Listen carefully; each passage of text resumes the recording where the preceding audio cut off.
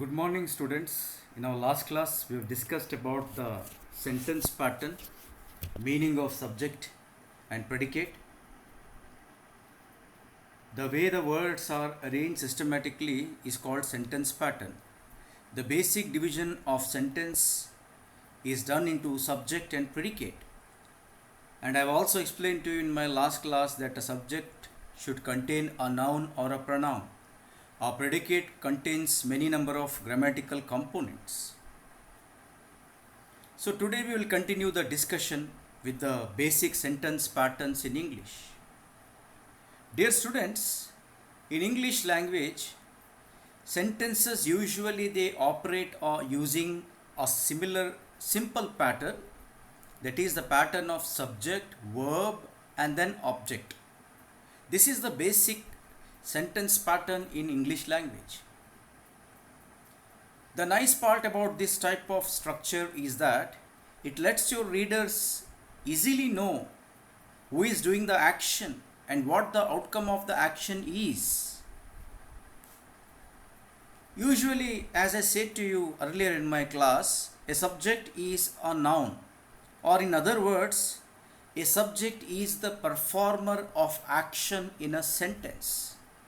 For example, the sentence given here, Math eats pizza. So Math, it is the name of a person. Math is the acting as a subject in this sentence, and Math is the active doer of action. Math is doing something, that is, he is eating one of the pizzas. As you know, a verb is essentially important for each and every sentence. A group of words to become a sentence, inclusion of verb is must. Without a verb in a sentence or in a group of words, it will no more be known as a sentence. It will be known as a phrase. Therefore, verb is important part of a sentence. Without verb, it is not at all known as a sentence. What is a verb? Verb is also a part of speech. Verb is the word which shows some action. It usually indicates some type of action. What the verb noun is performing in the sentence, the verb indicates that in action. There are two basic types of verbs in English. One is known as the active verb or the main verb or the action verb. And the next one is known as linking verb or to be verb. For example of linking verb as, can, is, are, am, has, have, etc. These are the examples of linking verb, or it is also known as to be verb. An action verb represents something the subject of a sentence does. And as I explained to you just now, whereas a linking verb connects the subject to a specific state of being. In other words, a linking verb or a to be verb describes a subject instead of expressing an action. Linking verbs are also known as state of being verbs or to be verbs. And the most common one in English is the verb to be.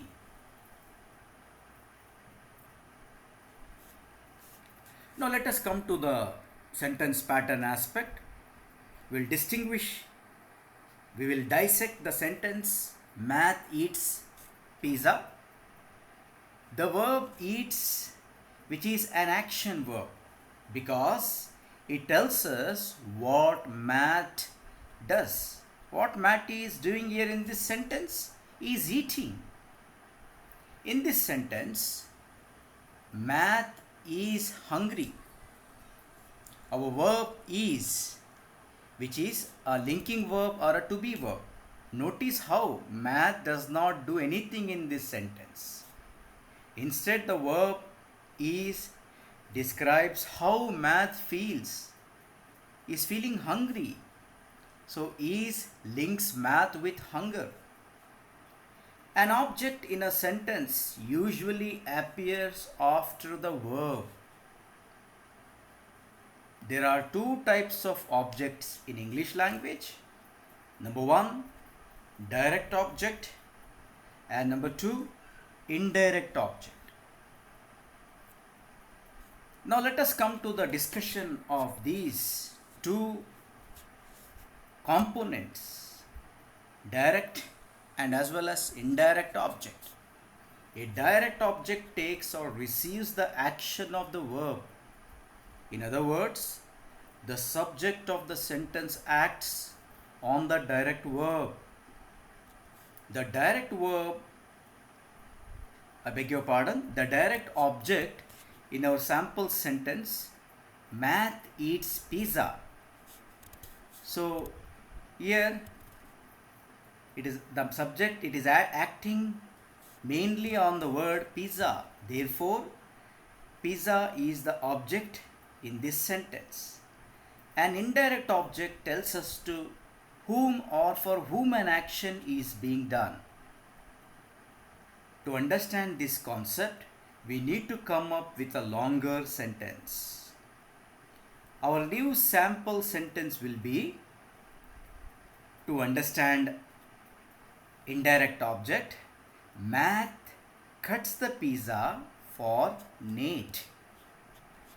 So this is the extended part of the first sentence pattern, which is having subject plus verb plus object, that is S plus V plus DO, that is direct object. And this is another example of the indirect object pattern, that is Matt cuts the pizza for Nate. In this sentence, our subject is Matt, our verb is cuts, and the direct object in this sentence is the pizza.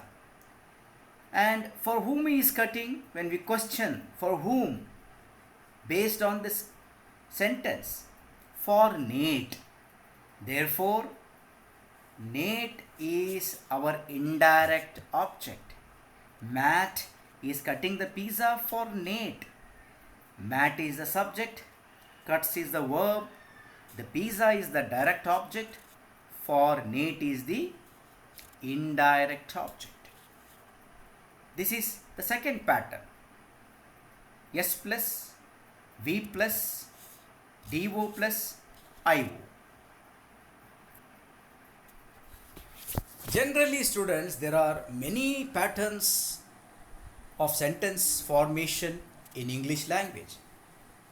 For your information and for you to understand the patterns of sentences and which are important for your examination point of view, that patterns I will be discussing in this online presentation. And the first pattern of sentence of our discussion, it will be subject and a verb. The boy plays, Jack eats, Sita sits, the birds fly, she drinks, she eats, he jumps, he walks, he writes, he sings. These all are the sentence pattern. It belongs to the sentence pattern of S plus V. That is subject plus verb. The boy is the subject and the verb is plays. This is pattern number 1.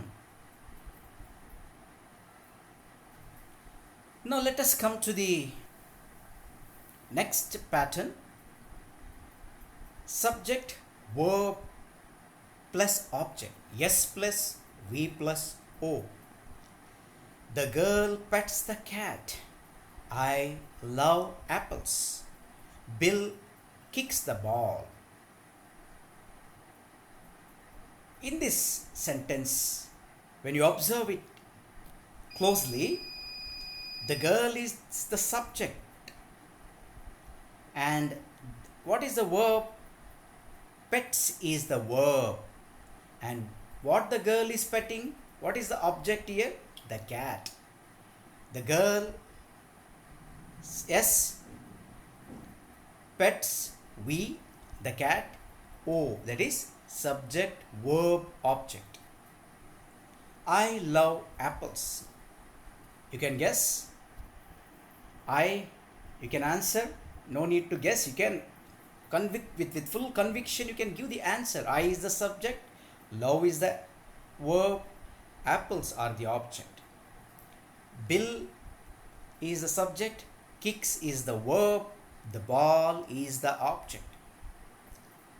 In this way you can create as many sentences as possible in different patterns, different basic sentence patterns you can create using model 1, model 2 and model 3, model 4, model 5, model 6. There are many number of patterns in English language. As I said to you earlier, these are necessary and important for your examination point of view.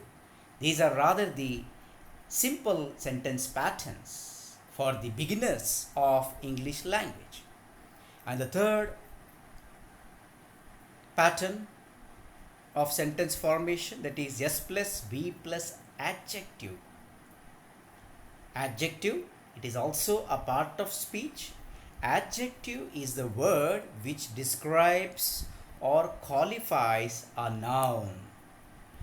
Let us come directly to the examples to know the pattern. Third pattern, Lisa is pretty, or you can take there Sita is pretty.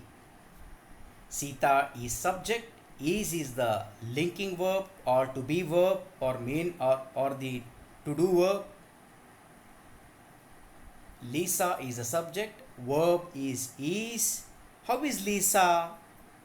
When you question, when you put a question on the sentence given here, you'll get the adjective. How? When you put the question with the WH word, how is Lisa? Pretty. Pretty is the adjective. So this pattern is S plus V plus A. Lisa is S, verb is, pretty is adjective. And the second one, they are nice. What is the adjective in this sentence? How are they? They are nice. So nice is the adjective. What is the subject? They, verb is are, nice is adjective. And you can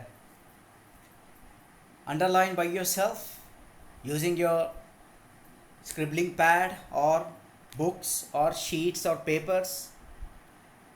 I am sad. I subject, am verb, sad adjective. Now let us move on to the fourth pattern of sentence formation. Subject, verb, adverb. Adverb is also the part of speech. Adverb qualifies a verb. Adverb describes the verb.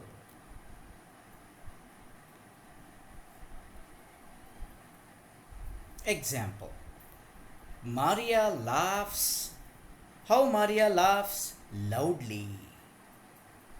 So Maria is the subject, laughs is the verb, adverb is loudly. How she is laughing? As I said to you, adverb describes or adds more meaning to the verb. That is, laughs is the verb. It is adding more meaning, more information. Laughs loudly. So loudly is an adverb. Maria subject, verb laughs, adverb loudly. The dog jumps high. How it jumps? I. Adverb is high. The dog subject, jumps verb, I, adverb. Apples are everywhere. Where are apples? Everywhere. Subject plus verb plus adverb. Apples subject are verb, everywhere adverb, ADV. You can denote it in a shorter form, ADV. S is subject, V is verb, ADV is adverb, and for adjective you can abbreviate adjective as adj. S plus V plus adj, that is adjective. Let us come to the another pattern of sentence, that is subject, verb and a noun. This is rather a very easy sentence pattern, very easy to identify and very easy to segregate it into subject, verb and a noun. I am the teacher. I is the subject, am is the verb, the teacher is the noun. What is a noun? Basic thing, a fundamental thing. Noun is a part of a speech. Noun is the name of a person, name of a place, name of an animal, name of a thing. The teacher, it is definitely a noun, no doubt about it. I am the teacher. John or Sham is a carpenter. Sham subject is verb. And what is the noun? A carpenter. This is the pattern, S plus V plus N. The boy is a student. The boy subject is verb, a student, noun. Let us come to the last but very important basic patterns of sentences, that is the enlarged form, subject plus verb plus indirect object plus direct object. You can sell him piece of necklaces. Here you can sell him, you is subject, can sell is the verb, him is indirect object, piece of necklace is the direct object. Similarly, the second sentence, which is numbered as 1, should I give my enemy a free cake? Should I is the subject, give is the verb, my enemy is indirect object, a free cake is the direct object. Rest of the sentences, I hope you will by yourself segregate them as S, V, I, O and D, O. You can do it by yourself. They showed them a photograph. I gave him a book.